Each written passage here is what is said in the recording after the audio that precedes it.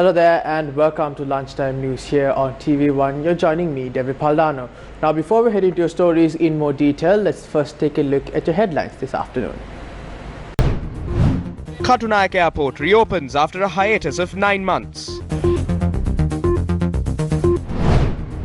Swathes of people converge in Kegaul yet again to obtain free samples of the COVID-19 tonic. Another party opposes Valava farmers' protest. Now on to international stories making headlines. Joe Biden has been sworn in as the 46th US president, ending one of the most dramatic political transitions in American history. Now, hours after being sworn in, US President Joe Biden has begun to undo some of Donald Trump's key policies by signing 15 executive orders. Meanwhile, the Chinese government has announced sanctions against outgoing Secretary of State Mike Pompeo and 27 other high-ranking officials under former US President Donald Trump, accusing them of prejudice and hatred against China. In a strongly worded statement published after US President Joe Biden was sworn into office in the early hours of this morning, Beijing time, the Chinese Foreign Ministry said the former Trump administration officials were anti-China politicians who had undermined the relationship between the US and China. Many of the 28 outgoing and former officials, including outgoing Secretary of State Mike Pompeo, sanctioned by Beijing, were considered to be influential in helping to steer the Trump administration's more confrontational China policy, which saw clashes with Beijing on issues relating to trade, technology, regional security and human rights, with Foreign Ministry spokeswoman Hua Chunying saying that Beijing hoped Biden would push relations back to the right track as soon as possible. Meanwhile, long-standing American allies welcomed Joe Biden as he was sworn in as 46th President of the United States on Wednesday. The European Union's top politician, Ursula von der Leyen, said that after 4 long years, Europe has a friend in the White House. She added, quote, "This time-honored ceremony on the steps of the U.S. Capitol will be a demonstration of the resilience of American democracy," end quote. Spain's Prime Minister Pedro Sanchez meanwhile said that Biden represented a victory of democracy over the ultra-right. He said, and I quote, "5 years ago, we thought Trump was a bad joke, but 5 years later, we realized he jeopardized nothing less than the world's most powerful democracy," end quote.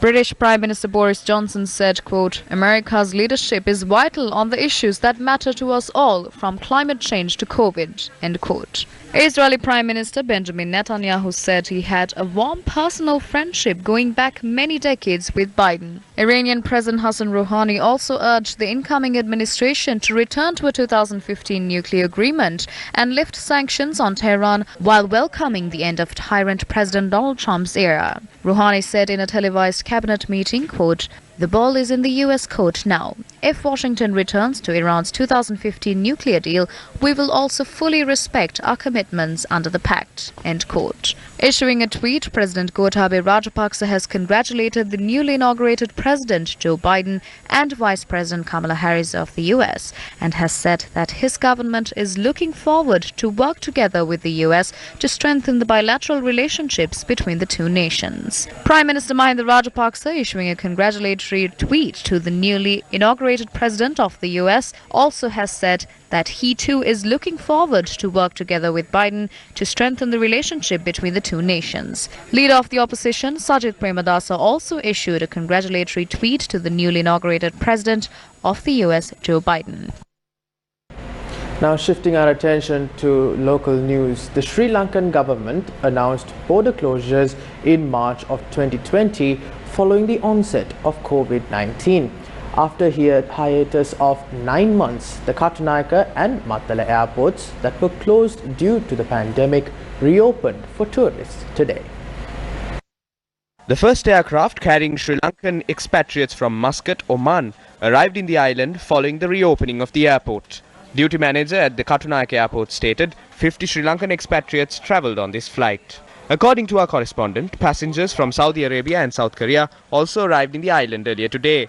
Meanwhile, the National Operations Centre for the Prevention of COVID-19 Outbreaks states another 300 Sri Lankans are scheduled to arrive in the island today. Deputy Chairman of the Airport and Aviation Services, Rajiv Suryarachi, said 13 to 15 aircraft are scheduled to arrive in the country today. Passengers are expected to arrive in the island from the Maldives, Pakistan, Turkey and Bahrain. All these passengers will be directed for quarantine after undergoing PCR tests. Janata Vimukti Perumana MP Dr. Nalinda Jayatissa addressed a seminar in Kalutara yesterday. Several scientists and specialists across the world have worked hard to develop vaccines, disregarding the threat it poses to their own lives. While they have been working hard to protect the people from this virus, what did our government do? The Minister of Health, Uday Gammanpilla and Prasanna Rantunga dropped a miracle pot containing special water into the Kalani and Kalu rivers. A month later, the number of COVID-19 cases in the country multiplied by 10. The number of deaths increased as well. Once they got over the miracle pot, they moved towards the herbal tonic. The government promoted the tonic, believing that it would cure the virus. How did they consume the tonic? In the parliament, in a cup. One of them is Piyal Nishanta. Even after drinking the tonic, he tested positive for the virus. Many countries across the world are making arrangements to get hold of the vaccine. This is how a government should operate. They must consider the future of their country, but that is not how our government operated. You can judge our government by their actions before and after the general election. The controversial herbal tonic developed by Dhammeka Bandara was delivered to the masses free of charge today at his house in Udukumbura, Nelundeniya in Kegol. Our correspondent said the herbal tonic was doled out for nearly 1.5 hours after it commenced at around 9:30 am today. The people obtained samples of the tonic adhering to health regulations and observed physical distancing through marked indicators.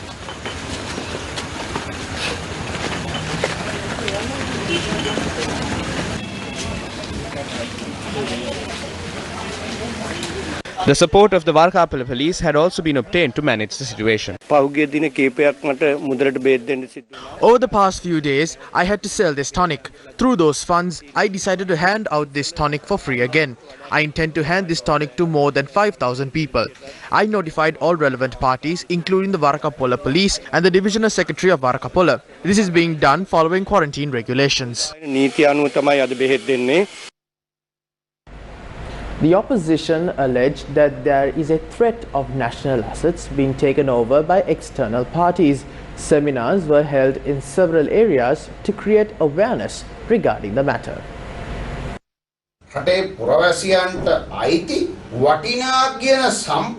These valuable assets of the country are being used by the ministers for their businesses. This is why they are trying to give the East Container Terminal to the Indian Adani Group. And now they are telling the public that they are going to collaborate with the Adani Group to develop the terminal. After handing over 49% of the shares to carry out the management of the terminal, they plan to give away the remaining 51% of the shares to another affiliated company or the same group in the near future. After this, it will eventually result in investing something beyond absolute ownership of the terminal to this foreign company. They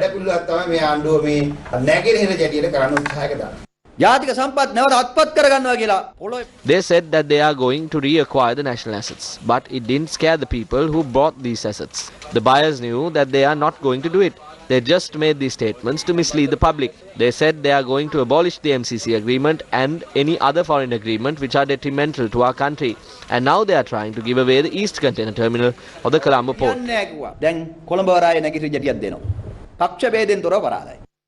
While our farmers who are engaged in a deadly fast demanding a solution to the wild elephant problem in the area had to face a protest by another group today. A group of cultivators of the proposed wild elephant management reserve came to the site where the fast is being held and protested against the fast and the media.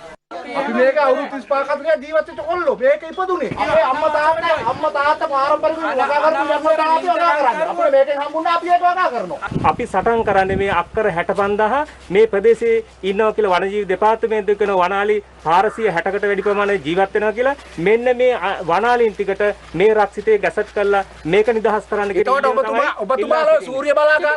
Why didn't you raise your voices when they were building these solar farms, grounds, ports and highways? This entire area used to be thick jungle. Is it the 400 acres that you think of as the jungle? කලින් මේ වල්සපු ගල කරුවල ගස්සව තිස්සපුර සේරම මහ කැලේ තිබුණේ. ඒව කැලේ නෙමෙයි. ඒව කැලේ නෙමෙයිද? දැන් අපිට වාගාව කරපු අක්කර මේ 300 ඩොලර් මේ අලිකම කැලේ වෙන්නේ. මේ රක්ෂිත විනාශ කරපොට වග කියන්නේ කවුද? එතකොට මේ විදියට ගුවන් තොටුපළ ගැහුවා ගුවන් තොටුපළ වල තිබිච්ච වටේ තිබිච්ච රක්ෂිත දාහද මහා ව්‍යාපාරිකයෝ විසින් අල්ලගෙන විනාශ කරලා තියෙනවා. ඔයාලත් අපිත් එක්ක එකතු වෙන්න.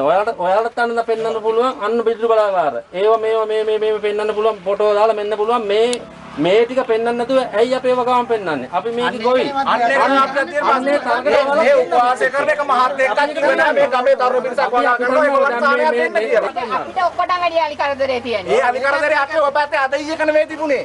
ඕක දේශපාලඥයන්ට කියන්න ඕන. ඕක ඉස්සර ඔය කැලේ තිබුණේ. අයියෝ ඔයාලා මෙතන. ඔයගොල්ලෝ මෙතනයි. මාසෙක දන්තම කළා යනවා. යනවා තමයි කරන්නේ. දෙල්ලන් කරලා ලෑස්ති වෙන්න බා. ඒක මොකද දෙන්නේ? මම ගන්නද? ඈ? අරන් ගිහලා රිමාන්ඩ් කරන දවස් 14 මතේ දෙන්න ඔක්කොම ටික. දෙල්ලන් කරලා ලෑස්ති වෙන්න බා. කවුද මේ උත්කෝසයෙන් සහභාගී නොවන කට්ටිය?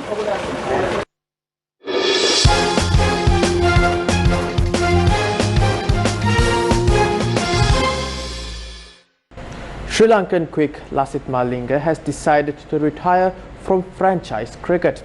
According to a statement issued by him, he has come to this decision after holding discussions with his family.